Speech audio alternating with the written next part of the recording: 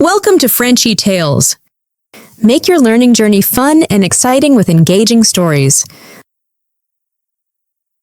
Before we start, the script, translation, and vocabulary link are in the description. For exclusive content, check out my Patreon, link below. Let's get into it. Il y a 2 ans, j'ai découvert que j'allais avoir un bébé. Quand je l'ai annoncé à mon mari, il était tellement heureux. Il m'a pris dans ses bras et a dit « C'est la meilleure nouvelle de ma vie ». À peu près au même moment, nous avions économisé assez d'argent pour acheter une petite maison. Ce n'était pas grand, mais cela représentait une grande étape pour nous. Mais ma mère avait une autre idée. « Ne prenez pas une petite maison, a-t-elle dit. Prenez-en une grande, je vais vous aider. » Elle a partagé son plan. « Je vais vous donner un peu d'argent et peut-être que les parents de ton mari pourront aussi aider. Si tout le monde aide, les paiements ne seront pas trop difficiles. Tu pourras travailler et je m'occuperai du bébé. » Son plan semblait parfait. Mon mari et moi en avons discuté. Et après avoir réfléchi, nous avons décidé de lui faire confiance. Nous avons acheté une maison plus grande. Cela ressemblait à un rêve, quelque chose que nous n'aurions jamais pensé avoir si tôt. Quand j'étais enceinte de 9 mois, mon mari a travaillé dur pour peindre la chambre du bébé. Il voulait qu'elle soit parfaite pour notre enfant. Peu de temps après, Lily est née et elle a apporté tant de bonheur dans nos vies. Je suis restée à la maison avec elle pendant 3 mois comme prévu. Puis maman a aidé comme elle l'avait promis. En y repensant, ce n'était pas la première fois que ma mère promettait de m'aider.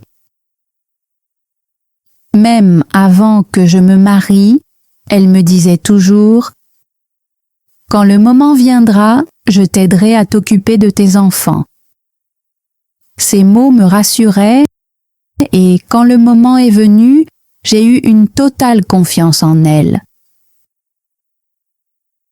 Pendant un moment, tout était parfait. Maman restait à la maison avec Emma pendant que mon mari et moi travaillions. Chaque mois, nous faisions nos paiements pour la maison. La vie était belle. Mon mari disait souvent « Ta mère est incroyable ». J'étais d'accord. Je me sentais tellement reconnaissante pour son aide. Nous étions en train de construire la vie dont nous avions rêvé. Mais un jour, tout a changé. Le changement. Un soir, maman m'a fait asseoir et m'a dit « Je ne peux plus m'occuper de Lily. Je suis fatiguée. » Ces mots m'ont frappée comme une tempête. « Qu'est-ce que tu veux dire ?» ai-je demandé. « Tu avais promis de m'aider ?» Maman a soupiré et a dit « J'ai ma propre vie, je veux me reposer maintenant. J'ai besoin d'être heureuse aussi. » Je me suis sentie blessée et confuse. Mais nous avons tout planifié en fonction de ta promesse. Comment peux-tu te retirer maintenant? Elle a secoué la tête. Tu trouveras une solution. Peut-être que ton mari pourra trouver un travail mieux payé. je sentais la colère monter en moi. « Ce n'est pas juste, maman, » ai-je dit. « Tu savais qu'on ne pouvait pas y arriver seul. » Mais elle n'a pas écouté. « J'en ai assez fait, » a-t-elle dit. « Maintenant, c'est à ton tour. J'ai besoin de temps pour profiter de la vie. » Lutte en solitude. Maintenant, tout est différent. J'ai dû quitter mon travail pour m'occuper d'Emma. Mon mari travaille de longues heures. Il part tôt le matin et rentre tard le soir vers 20 heures. Nous avons à peine le temps de parler. La plupart des soirs, nous dînons, jouons un peu avec Lily, puis allons nous coucher. La vie semble lourde et solitaire. Les jours où j'avais de l'espoir et de l'énergie me manquent. Parfois, j'appelle maman et je lui demande de m'aider, mais sa réponse est toujours la même. « Je suis occupée, » dit-elle. « Tu dois te débrouiller toute seule. » Ces mots me blessent à chaque fois. Sentiments partagés. Emma grandit vite. Elle sourit, joue et rit sans se rendre compte de nos difficultés. J'essaie de rester forte pour elle, mais je ne peux m'empêcher de ressentir de la colère envers maman. Je repense à toutes les fois où elle a dit qu'elle serait là pour moi. Maintenant, elle passe ses journées avec ses amis, à aller dans des parcs et à des fêtes pendant que je suis coincée à la maison. « Pourquoi as-tu promis de m'aider si tu ne le pensais pas vraiment ?» me demandai-je. Quand j'essaie d'en parler avec elle, elle se fâche. « J'ai le droit d'être heureuse, » dit-elle. « Tu ne comprends pas ce que je ressens. » Peut-être qu'elle a raison. Peut-être que je ne la comprends pas. Mais je ne peux pas m'empêcher de me sentir blessée. J'ai l'impression qu'elle a trahi ma confiance. Trouver la force. Je regarde Emma et je me rappelle qu'elle est ma responsabilité. Elle n'a rien demandé de tout cela. Elle a besoin de moi pour être forte pour elle. Peu à peu, j'apprends à accepter ma nouvelle vie. Ce n'est pas facile, mais j'essaie. Certaines journées, je ressens de la fierté. Même si les choses sont difficiles, je donne à Lily tout l'amour que je peux. Mon mari et moi discutons de façon d'améliorer notre situation. Nous rêvons du jour où Lily ira à l'école et où je pourrai retourner travailler. Je ressens encore parfois de la colère envers maman, mais j'essaie de laisser ça derrière moi. Garder cette colère en moi ne fait qu'empirer les choses. À la place, je me concentre sur les petits moments de bonheur avec Lily. Son rire, ses premiers pas, ses petites mains qui tiennent les miennes. Une nouvelle promesse. La vie ne se passe pas toujours comme prévu. Les gens font des promesses qu'ils ne peuvent pas tenir. Je l'ai appris à mes dépens. Mais j'ai aussi appris quelque chose d'important. Je suis plus forte que je ne le pensais. Je peux gérer ça, même si c'est difficile. Un jour, quand Emma sera plus grande, je lui raconterai cette histoire. Je lui parlerai des épreuves que nous avons traversées et de la façon dont nous les avons surmontées. Et je lui ferai une promesse. Une promesse d'être toujours là pour elle, quoi qu'il arrive. Parce que les promesses comptent. Et je ne veux pas qu'elle ressente la douleur que j'ai ressentie. Une longue journée commence.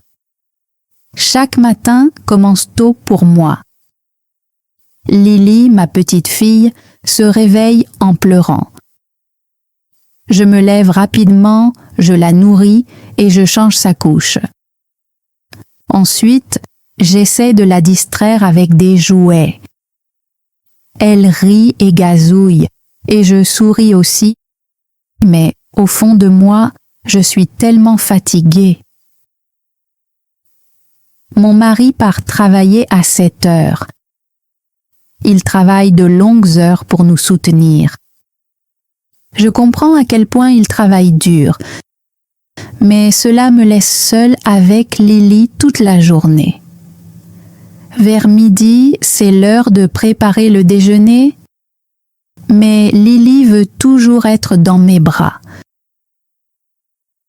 Je la tiens d'un bras et je cuisine de l'autre. C'est une lutte.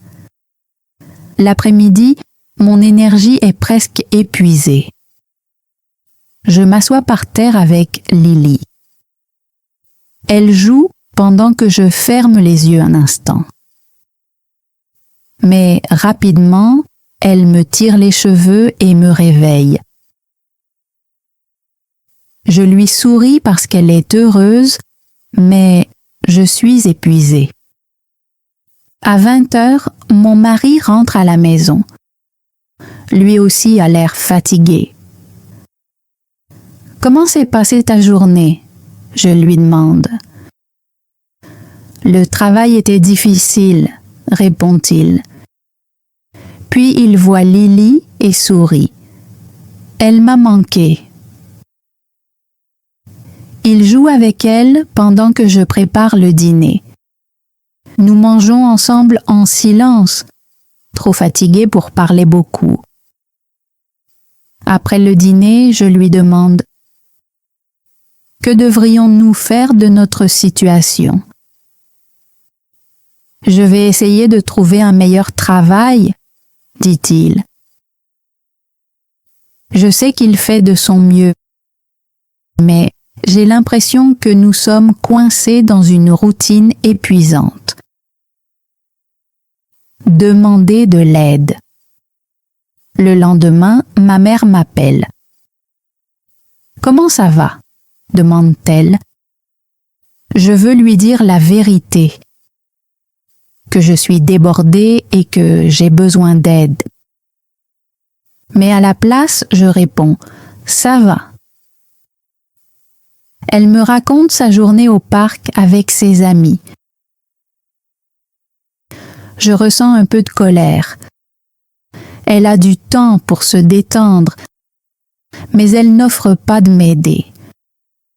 Pourtant, je reste silencieuse. Plus tard, j'appelle mon amie Anna. Elle a un jeune fils, donc elle comprend ce que je traverse. « Anna, je suis tellement fatiguée. Je ne sais pas quoi faire, » lui dis-je. Anna m'écoute patiemment. Puis elle dit « Ce n'est pas facile, mais tu es forte. Tu trouveras une solution. » Ces mots me réconfortent un peu. « Merci, Anna, » je lui réponds. Elle me suggère de demander de l'aide aux parents de mon mari. « Peut-être qu'il pourrait garder Lily de temps en temps, » dit-elle. J'y réfléchis et j'acquiesce. « Peut-être que c'est une bonne idée, » dis-je. Un peu de soutien. Dimanche, nous rendons visite aux parents de mon mari. Ils adorent Lily et sont toujours heureux de la voir. Après le déjeuner, je décide de leur parler de nos difficultés. Ma mère ne peut plus aider avec Lily, j'explique. Nous avons du mal à tout gérer. Ils échangent un regard. Le père de mon mari dit « Nous pouvons aider les week-ends, mais nous vieillissons. Nous nous fatiguons aussi. » Ce serait déjà une grande aide.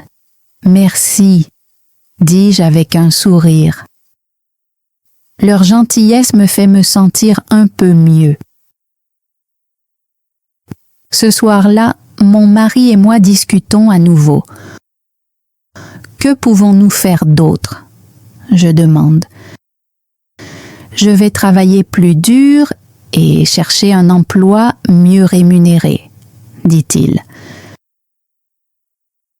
Je vais m'occuper de Lily et essayer de trouver un travail à temps partiel que je peux faire depuis la maison, j'ajoute.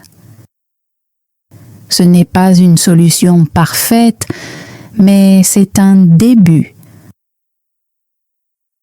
Trouver de petites victoires. Chaque jour reste chargé. Je me lève tôt, je m'occupe de Lily, je cuisine, je nettoie et je joue avec elle. Pendant qu'elle fait la sieste, je cherche des emplois à temps partiel en ligne. Après plusieurs jours, je trouve enfin quelques petites tâches que je peux faire depuis la maison.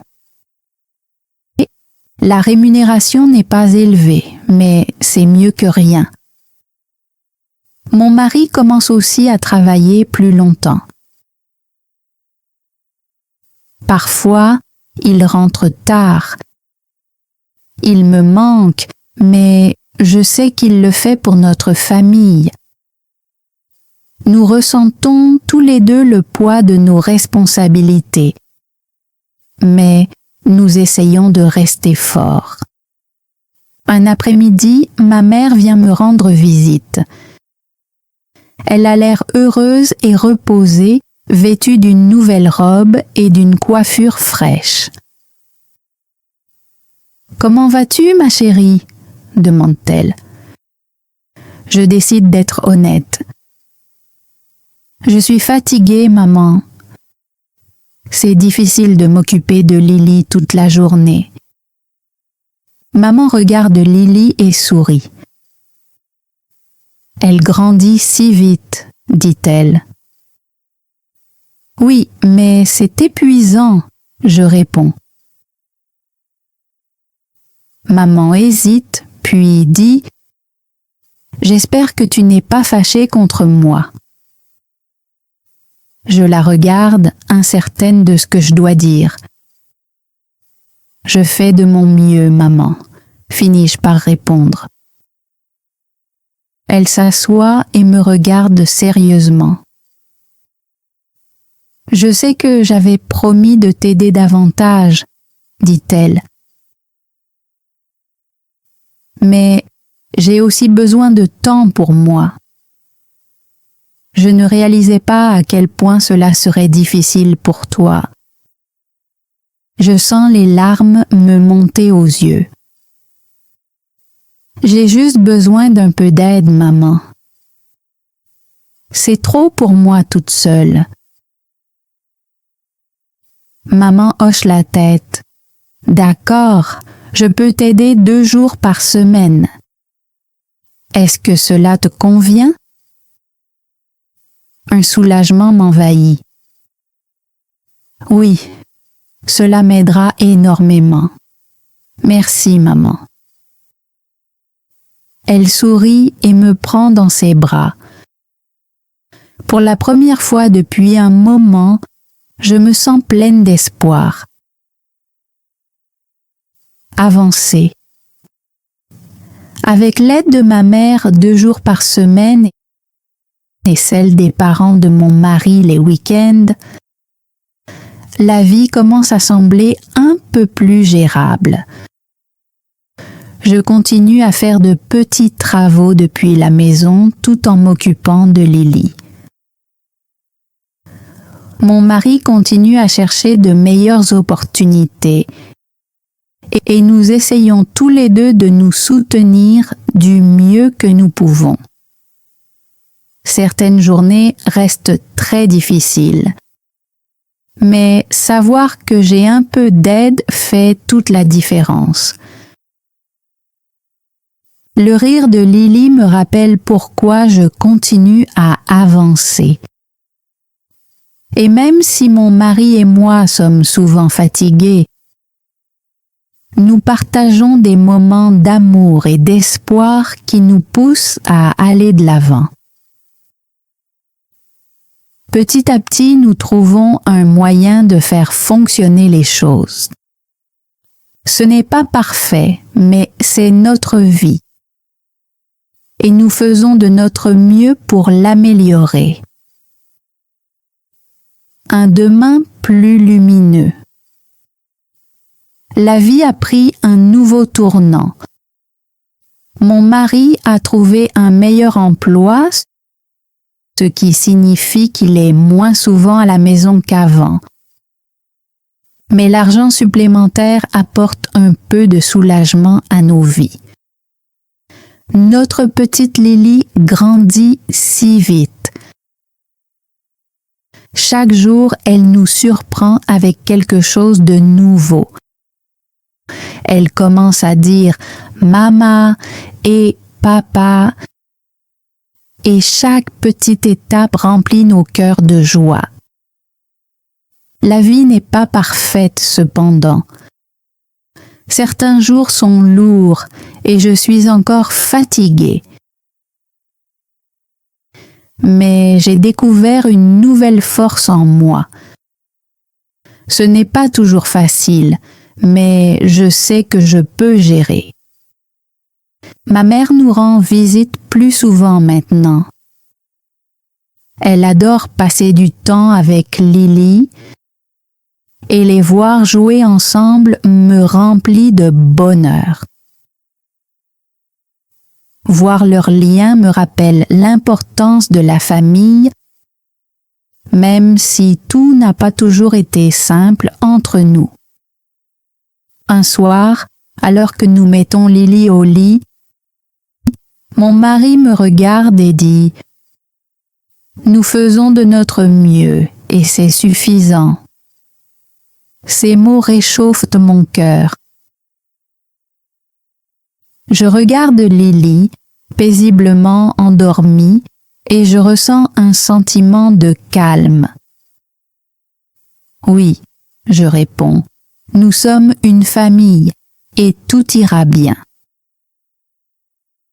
Une leçon d'amour. La vie m'a appris une leçon importante. Les choses ne se passent pas toujours comme on s'y attend. Parfois, les promesses sont rompues et le chemin devient difficile. Mais même lorsque la vie semble injuste, nous pouvons trouver des moyens d'avancer. J'ai appris à apprécier les petites choses. Le rire de Lily, le soutien de mon mari et les efforts de ma mère pour se rapprocher de nous. Aucun de nous n'est parfait, mais ce n'est pas grave. Ce qui compte vraiment, c'est l'amour. Cela ne signifie pas que tout sera toujours facile, mais cela nous donne la force de continuer. La famille n'est pas une question de perfection. C'est rester ensemble dans les bons comme dans les mauvais moments. Les défis que nous affrontons nous rappellent d'être bienveillants envers nous-mêmes et envers les autres. Ils nous enseignent la patience, la résilience et l'importance de chérir les personnes qui nous sont chères. Morale de l'histoire.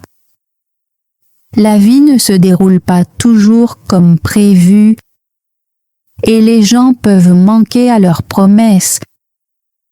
Mais l'amour et les efforts peuvent nous aider à surmonter même les jours les plus difficiles. Les familles ne sont pas parfaites, mais elles sont notre plus grande source de force et de joie lorsque nous choisissons de les cultiver. Thanks for joining Frenchy Tales. Don't forget to like, subscribe, and keep learning through stories. See you next time.